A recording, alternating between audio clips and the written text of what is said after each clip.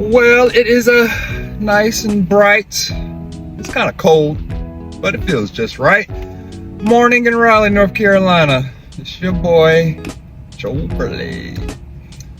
So, haven't made a video in a while, but I've been using my other videos to kind of keep the content coming. But I needed to make another video. And this one is about humidity. Humidity is one of the pillars in indoor air quality, and in my opinion, it's probably one of the ones that you'll probably feel the most benefit from, the most change in. It's the one that humans can feel the effects of the most. Besides temperature is humidity, and sometimes we confuse them because humidity is moisture in the air, and moisture, carries temperature. Cold water makes you cold, hot water will make you warm. So the moisture in the air has a huge part on how humans feel. And moisture in the air covers our skin, and by nature, humans, we produce heat. And once you seal our skin, it creates that greenhouse effect where the skin is trapping in heat, so you start to overheat. So that's like the effect of, in the summertime, you may hear, oh, it's 90 degrees out here, but the real feel is like 95.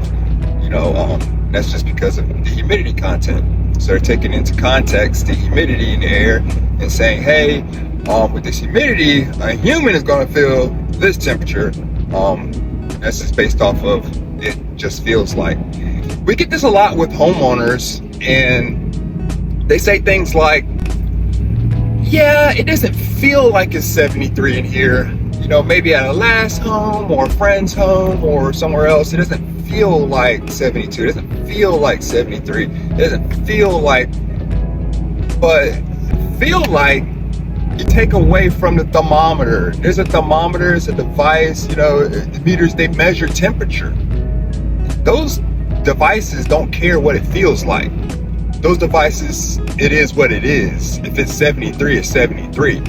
So the part where it doesn't feel like, I'm not discounting that, but the part that comes in, it doesn't feel like, you're talking about something else. You're not talking about temperature specific. You're not talking about the specific temperature, 73, because the device, like I said, will tell you exactly what the temperature is. What you're describing is the humidity content mixed with the temperature is what you're describing. It doesn't feel like. So you're describing a variable that you may not have access to the information of. You may not understand it, but this is the variable you're describing. You're describing humidity. And train my guys all the time. When a customer says it doesn't feel like, when they bring the feelings involved, that's a feeling of comfort. That's humidity factor. We need to start looking for humidity. Now, humidity, when do you want it, when you don't want it, what's the right settings for it? And I can break that down really quick. So you want more humidity in the winter, and you want less humidity in the summer. And the reasons are for some of the things that I described before. In the wintertime, you want to feel warmer. You want some heat. Really what you want to do is you want to take advantage of the heat that your body is producing.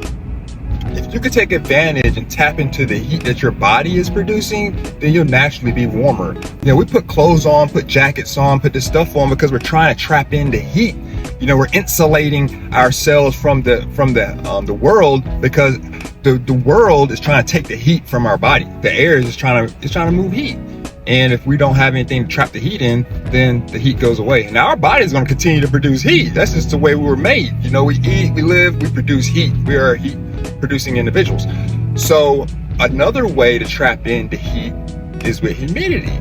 So when you got high humidity, it's not even high humidity, but you have normal levels of humidity in your home between 40 and 60%.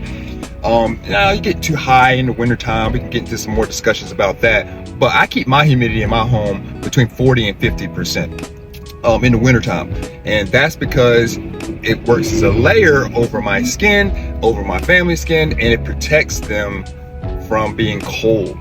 Like before, my wife used to always be like, it was so cold, it's cold, it's cold, it's cold, it's always cold, you know. And what they do, they turn the heat up at 75, 76, 77 degrees inside the home, wasting energy, wasting gas, you know, wasting all these resources, when really you just need some humidity.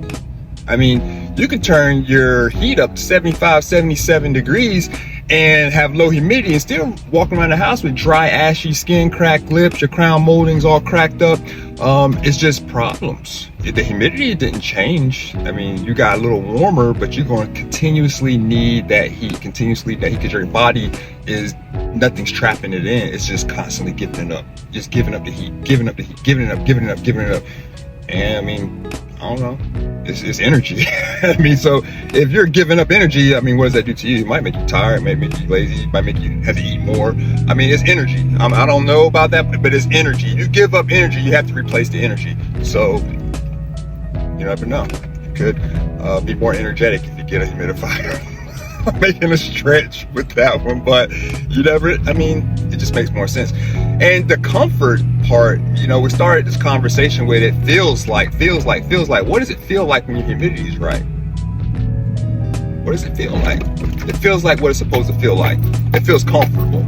That's what it feels like. It feels really, really comfortable when you wake up in the morning and your covers are nice and heavy, and it just feels moist. It doesn't feel hard. It doesn't feel dry air. You're walking across the carpet and you're barefooted, and your carpet, you're sending shocks, literally, when you're shocking people in your home because it's so dry. You got static electricity buildup in every move you make, and you're getting shocked every time you get out your car, and everything's just dry.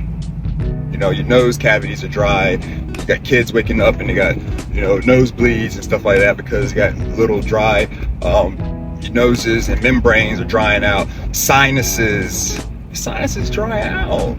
You gotta keep your sinuses moist. I mean, the sinuses dry out. When your sinuses dry out, you get sinus infections. You get all these issues that come from lack of moisture. Air don't care. Air don't care. It will just keep on stripping the moisture from you, stripping the moisture from you, stripping the moisture from you. Air don't care. But if you take care of your air will take care of you.